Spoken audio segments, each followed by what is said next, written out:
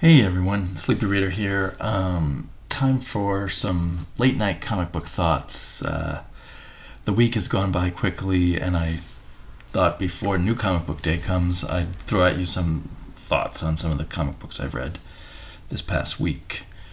The Exodus, The Life After. The direction of this comic continues to be hard to predict. We get to see Ernest Hemingway play God. Something goes terribly wrong. We'll find out next issue what that was, but it's dealt with in a comical way towards the end. Things have a cool kind of Cthulhu-esque look at the end. There was this incredible spread, double-page spread of Jude getting his memories back, basically. Being rescued from his purgatory-like life. The one thing it seems to me like the drawing style somehow has changed here. It's the same artist and everything, but the lines look different. Has he switched to different artistic tools? I think he draws digitally, but maybe he's switched the program he works with or switched something in his array of tools. It just looks different to me. He does his own coloring with some color assists, but I don't know if the coloring is different also. I perceive it to be more in the lines, but it might also be in the kind of shading in the color. Anyway, I'm somehow feeling not as into the artwork as I used to. It looks better on the cover. Where is this comic book going at this point? I'm still in suspense about that. Where is the Omega Men going? Issue 9 of the Omega Men, if there was ever any doubt, we're in a story with no good guys, no bad guys, seemingly no good possible resolution, only more tragedy and more tragedy and more pain, suffering and death. And we have this moment where Kyle Rayner is presenting a sort of United Nations, I guess, of galactic civilizations, a situation where they have to choose between bad behavior and their own survival. What does he think the result of that is going to be? The interesting thing here is that Rayner does get a bit of a spoiler. He gets his white ring back. I don't know. I don't follow enough of the Green Lanterns to know what the powers of his white ring are. I guess they're the powers of all the other rings. So does that make him the ultimate, most powerful being in the universe or something like that once he gets his ring back? I don't know. I just have not followed the story of Kyle Rayner whatsoever before the Omega Men. Other than just sort of knowing who he is. So, I'm really curious. I have no idea where this could be going for the next 3 issues before the series ends. It'll be interesting to see, but probably not cheerful. And, I think one of the fun things about the original Omega Men back in the 80s is each one was kind of a fun little character, kind of like the Guardians of the Galaxy are now. And we don't have any of that fun. And it did occur to me, he's the writer, Tom King, has been signed exclusively at DC. There are rumors he's going to be writing Batman. I don't know if that's true.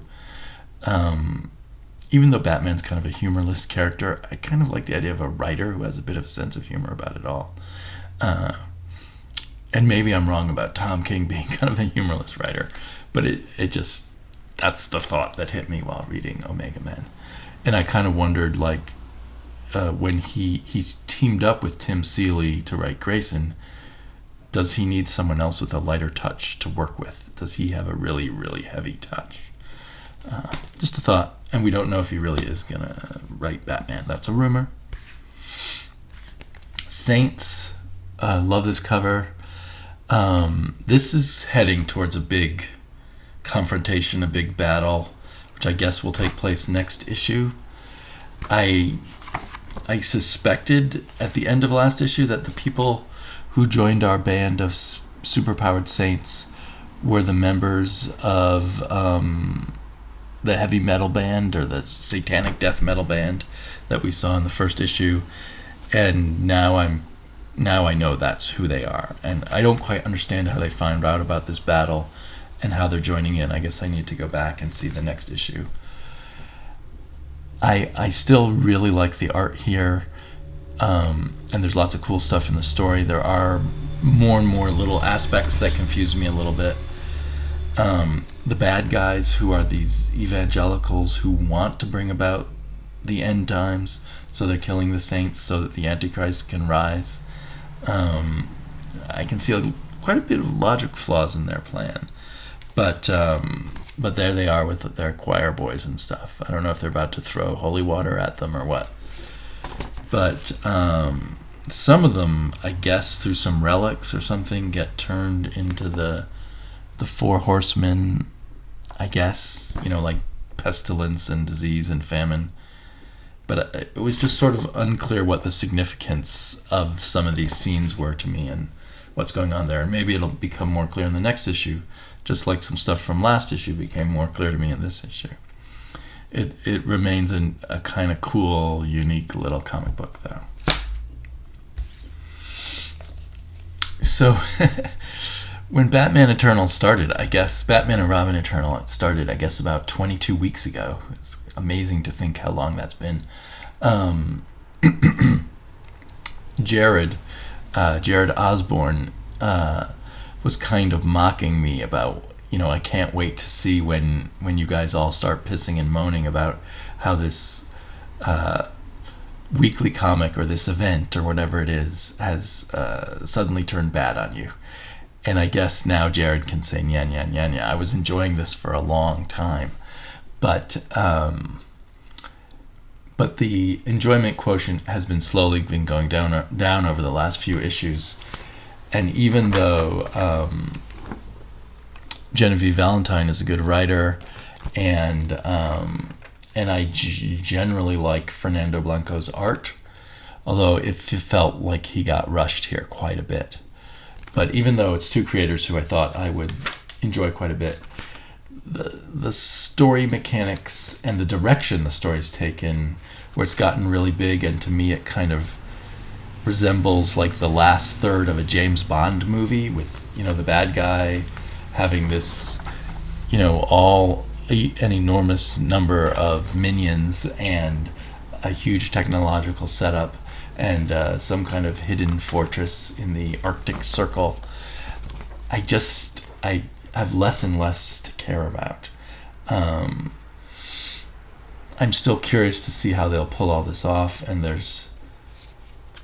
I really could not care about this very forced scene where Damian Robin convinces the other Robins that Batman really did respect them and wanted them to be their own person and everything, which is a great idea. It felt a little rote.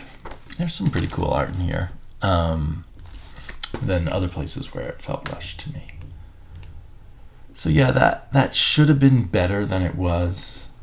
And maybe I'm just, in a way it's just me, because although I like James Bond movies, I don't like that trope of the big ending that James Bond movies have, and the big villain who's so big and will be the end of the world if the team at the last minute can't invade their headquarters and put a stop to the evil plan. But that seems to be where it's headed.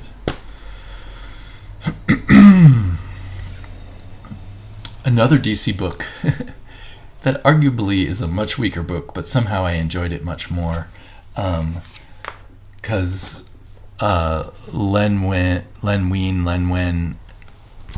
is determined to take Swamp Thing back to his roots, and really make him a 1971 character. I saw a interview with him, I think it was on DC Direct or whatever it's called, where he said, well, I don't think the character of Swamp Thing's really changed at all over the years.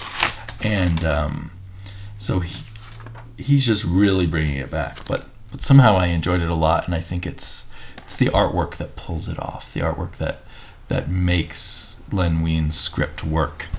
I'm just loving the Kelly Jones artwork, and I could read many issues drawn by Kelly Jones. I definitely have to hunt down the Swamp Thing that he and Wein did for Convergence, because I did miss that. Here we have at this point an old trope, where the Swamp Thing gets his human body back, but I did sort of enjoy the drama of it and the little twist at the end. There was no nuance in the Swamp Thing psychology or anything like that. And we get Zatanna, which is kind of fun, although she doesn't do any backwards talking magic. Instead, she does some darker, more eldritch magic. So, yeah, if you would all have that retro vibe, and you can get the first 3 issues of the Swamp Thing, I would say get it. I feel in a way it's going to be more fun picking up in single issues than in a trade, because it is just like that old time experience, which has to be the single issues. Okay, and then we got some Marvels, which are a bit more out of date because I get them through the mail, through my mail subscriptions. There was this beautiful issue of Daredevil, beautiful art, and a very good story. I keep looking for the flaws because I know that Matt, Wednesday Serial, hates this and feels deeply betrayed by the Charles Soule Daredevil. I think it's a bit more derivative, mostly of the Frank Miller Daredevil than Mark Waid's Daredevil was, and very derivative of Batman. But ultimate originality aside, I think it's just a really good read and really brilliant art. The art itself is probably very derivative of maybe a combination of John Romita Jr. from his Daredevil days and Frank Miller and probably some other artists. But it works really well. And yeah, I can't wait for more. Even, I thought I would hate this appearance of Captain America in it, but that was not bad. I really like the development of the sidekick character. What's his name? Blind Spot. And the revelation that his mother is part of this cult that they're trying to take down. And I guess the mother's going to have to try and kill him. Yeah, so really cool stuff. I'm really glad I'm getting this one. On the opposite end of things, The Black Knight is a terrible comic book. I can't believe how bad this one is. I guess there's much worse comics out there, but we're on issue 4, and issues 2, 3, and 4 have all been him fighting the Avengers.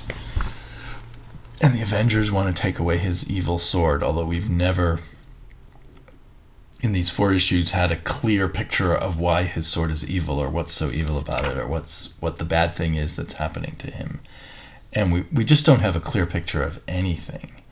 And we have this ridiculous Deadpool stuff in it, and it's like if they're worried about the Black Knight being slightly corrupted and killing people to protect the kingdom that he's now the ruler of, which is what rulers of kingdoms do now and have always done in the past. How are they teamed up with Deadpool?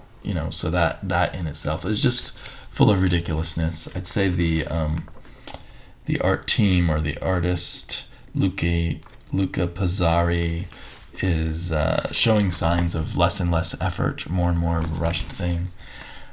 I've heard that, I don't know if it was a rumor or a fact, that Black Knight is being canceled at issue 5 or 6, so it's over already, and he really hasn't even had a story yet. It's just been about the Avengers taking away his sword.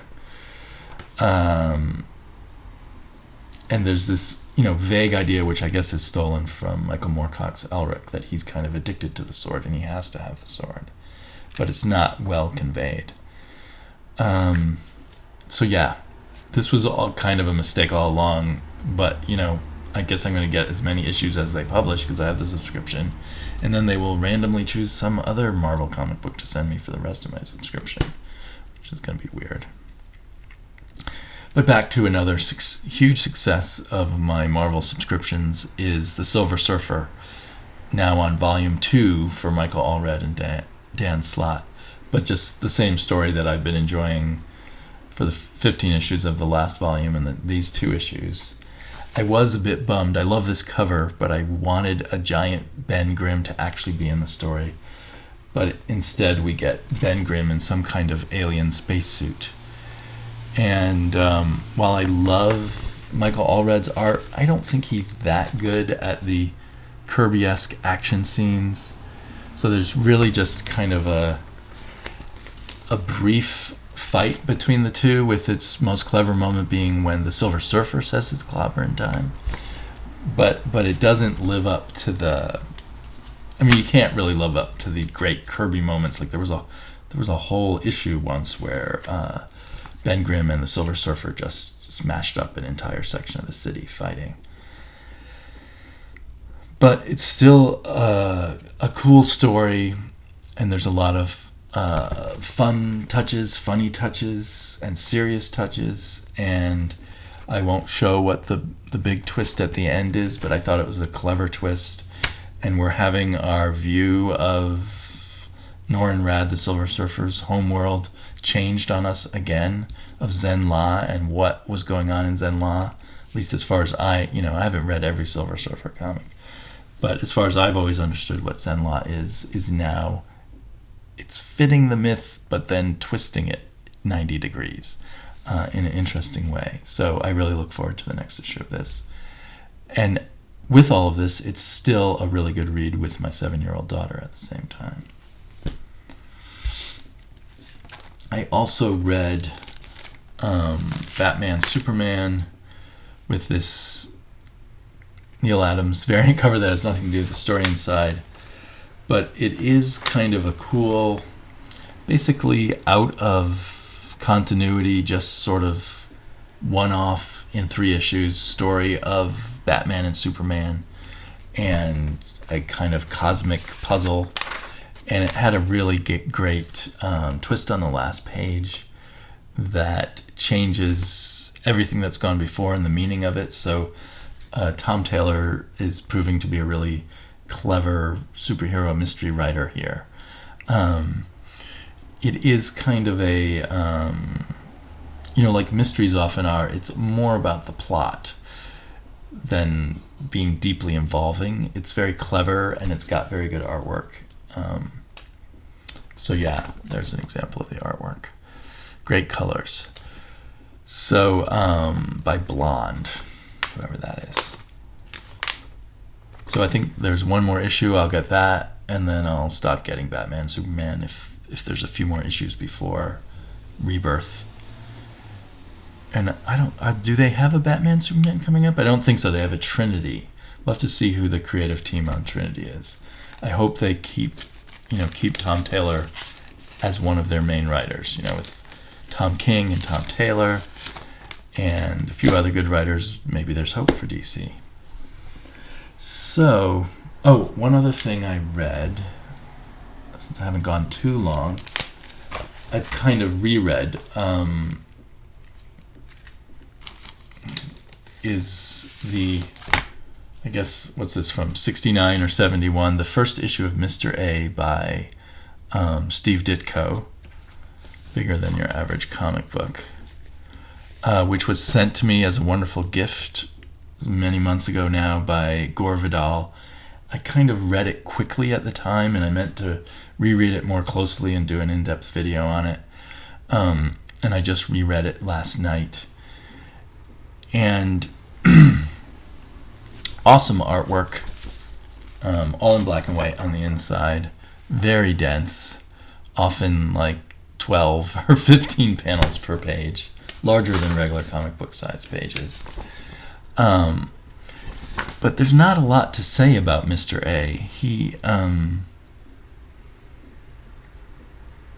just the idea that if you do evil, you're responsible for your evil and you should pay. And playing variations on that.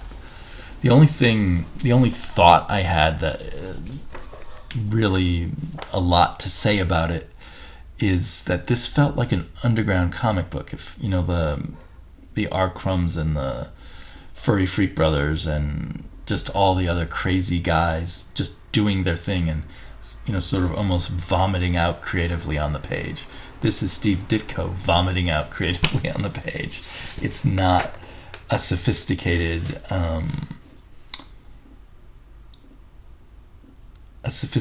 nuanced work. It's more sort of just his gut reaction, his gut feelings. And as that, it's kind of, read as kind of a conservative underground comic. Maybe he was inspired by the work of the underground cartoonists in the sense of seeing the freedom they took, and wanting to just go with his craziest notions and play with them. And now in his zine work, which is kind of the descendants of this experiment that he did back in the early 70s or late 60s, he's doing the same thing. He's just spitting out whatever he feels, and he's maybe one of the few people who does that still. There's something delicious about his artwork, particularly from this time. His later zines are good, but they're in terms of the art, but they don't have quite the solid intensity of these issues. So yeah, it's like it's of so one note. There's just not a lot to say about it, but it's kind of cool that he did it. I need to dig in because I bought a lot of little collections of his more recent work, and I haven't read all of that, and I want to read all of that and see how he's played with his ideas in hopefully some other ways. And he's currently kickstarting another issue of Mr. A, and there's a bunch of other issues out there. I have another issue of Mr. A somewhere, one from recent times that I need to dig out and reread and compare to this too. So again, really grateful to Gore Vidal who went for sending me this, because it's not something I ever see out in the wild. I could probably have ordered it online, but I just didn't even think to do that, and it was much more meaningful to receive as a gift. So I will, at the very least, I hope, be back next week for more comic book thoughts about what I've been reading, and I look forward to hearing what everyone else has been thinking about what they've been reading. Talk to you later.